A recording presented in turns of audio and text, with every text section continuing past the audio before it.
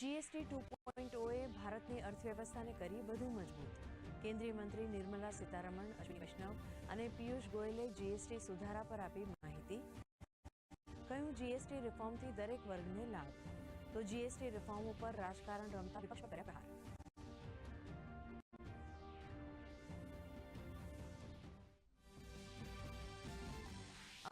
America સાથે વેપાર માટે સકારાત્મક દિશામાં ચાલી રહી છે ચર્ચા. વાણિજ્ય મંત્રી પિયુષ ગોયલે કહ્યું, દેશના માછીમારો, ખેડૂતો અને એમએસએમઈ સાથે જોડાયેલા લોકોના હિત સાથે કોઈ સમજૂતી નહીં.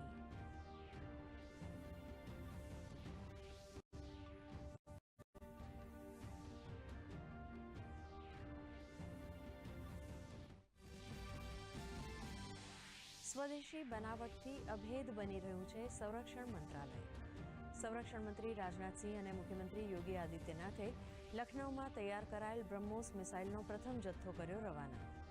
સંરક્ષણ મંત્રીએ કહ્યું, બ્રહ્મોસ ભારતની વધતી સ્વદેશી તાકાતનું પ્રતીક.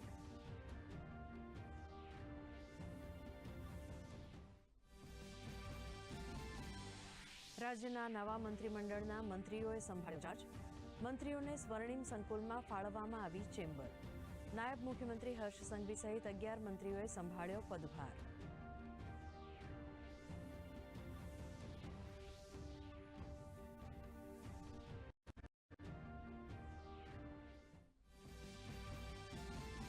એસટીના કર્મચારીઓને દિવાળી ભેટ.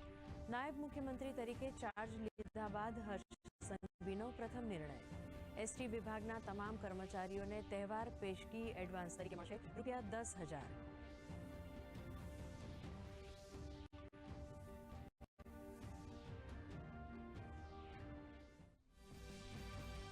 આજે ધનતેરસ.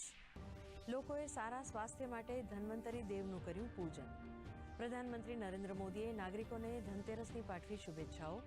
બજારોમાં જોવા મળી રહી છે વોકલ ફોર લોકલની અસર. લોકો સ્વદેશી વસ્તુઓની કરી રહ્યા છે ખરીદી.